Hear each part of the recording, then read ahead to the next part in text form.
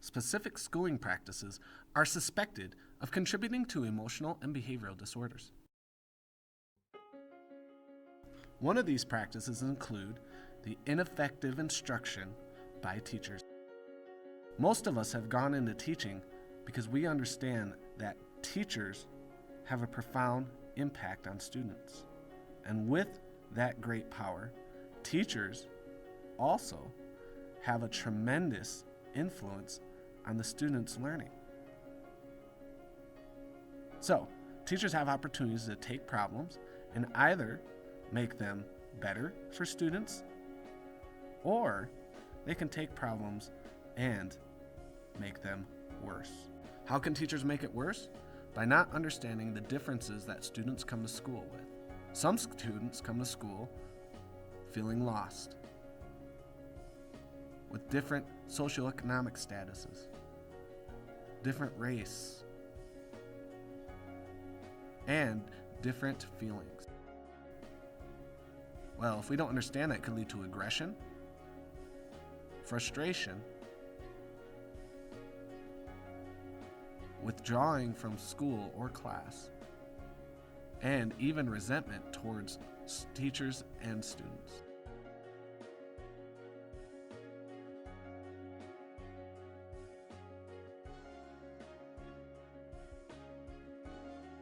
Those adaptations are the size of the class, time provided to the student, the level of support from the teacher to the student, the difficulty of the task provided to that student, the output expected of that student, the participation of that student in class, the input given to that student, alternative curricular goals, and substitute curriculum. Without these adaptations, many students will feel helpless and begin to ruin the environment of the classroom.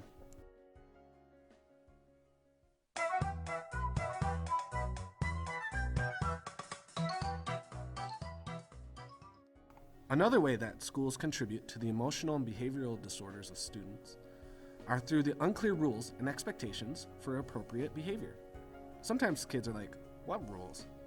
So how do schools contribute to the emotional and behavioral disabilities of students? Well, besides sending a student up front and wearing a dunce hat, some schools have inconsistent rules, expectations, and even consequences for their students. In addition to that, students do not feel connected to the school.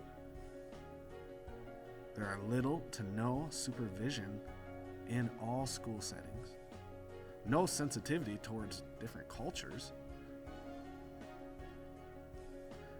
zero conflict resolution skills to deal with school problems, overcrowded schools which make the kids feel left out and alone, and negative school climate. Next, we're going to look at the intelligence of kids with emotional and behavioral disabilities. The average mean score of an IQ test for a kid with emotional and behavioral disabilities is 86. And average students attends to instruction 85% of the time. However, students with behavioral disorders are on task only 60% of that time. With this in mind, this behavior can have a huge impact on academic learning and test taking.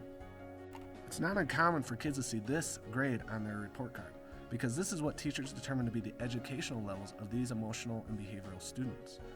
Because of this, many students are misidentified or even unidentified in the classroom.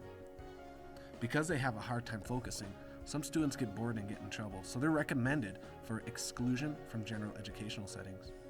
And their poor academic output leads to poor educational outcomes.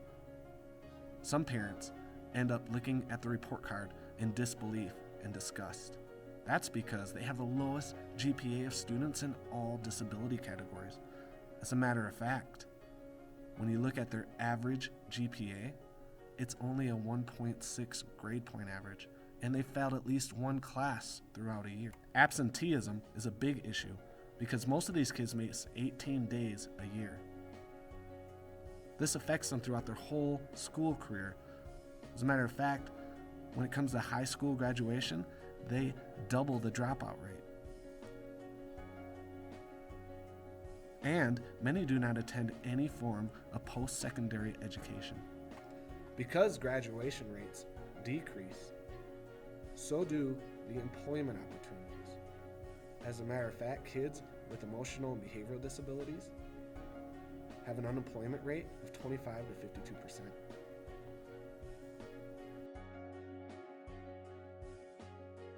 So what are some of the implications of having an emotional or behavior disability and a low IQ? Some students with emotional disabilities and behavior disabilities are mistakenly labeled slow learners and even mentally retarded. Also, they are misplaced in remedial classes to help with inferred deficits from the text. A teacher could misjudge a student's abilities due to the IQ test results. There are many social skills challenges that kids with behavioral and emotional disabilities have to face each day inside of a school setting. So let's take a look at a few of these social skills challenges. Because they don't feel very accepted, peer relations can be a huge problem inside of a school setting. Along with peer relations, the idea of aggression begins to develop because they often feel agitated towards others because of teasing. Sometimes, because they don't understand something, they'll get oppositional because they just want a way out. This could also lead to some poor language inside of the classroom because they don't know how to verbalize how they're feeling.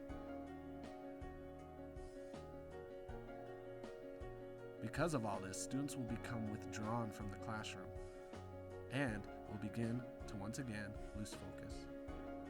Once you add all these up, it's easy to see why many teachers become easily angry and frustrated, and which can lead to a classroom becoming disrupted because of a student's actions. This makes a student very antisocial towards others. So how do you discipline a student with emotional and behavioral disabilities?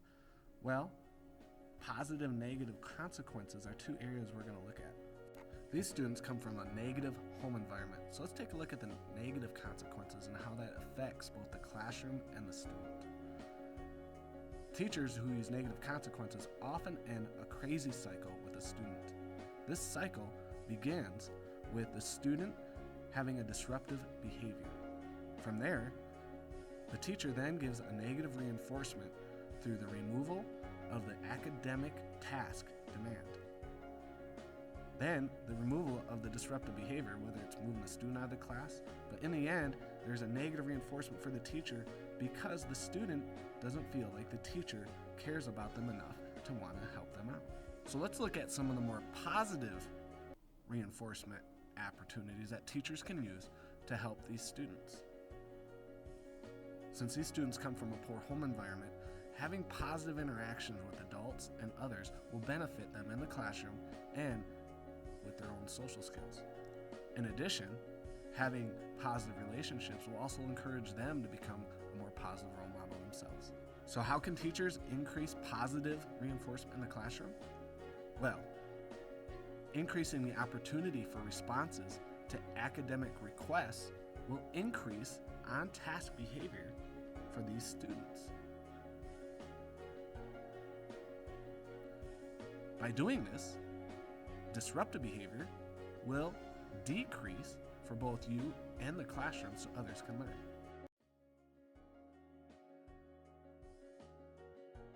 So the question then becomes, how many academic requests should students with emotional and behavioral disabilities be asked to generate positive behaviors? Well, about 5 per minute during instructional time.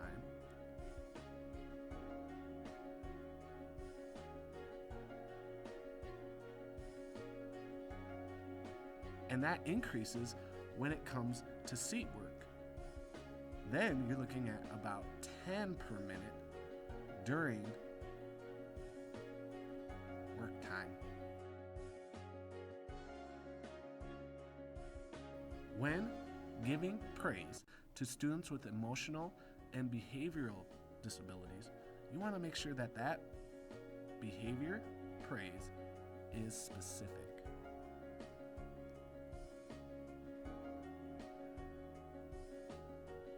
Having specific behavior praise will increase that student's confidence, and in addition, it will also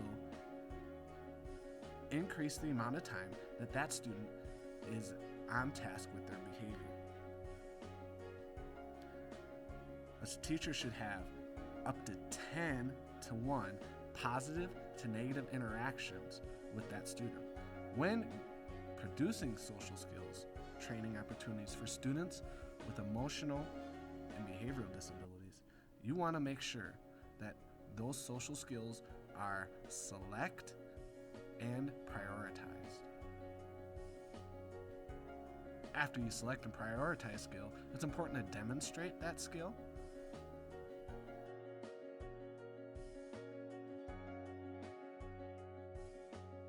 It's important to explain why that skill is important.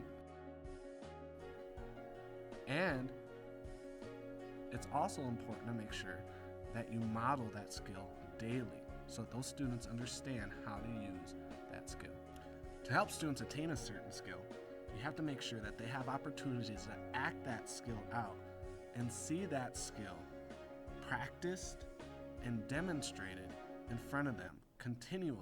Because research says that it takes up to 40 repetitions for somebody to understand a skill. Even with all these challenges, students face coming to school being called stupid, dumb, idiot, retarded, and helpless. As a matter of fact, it's not just students that label these children. Both teachers and students every day label children with emotional and behavioral disabilities.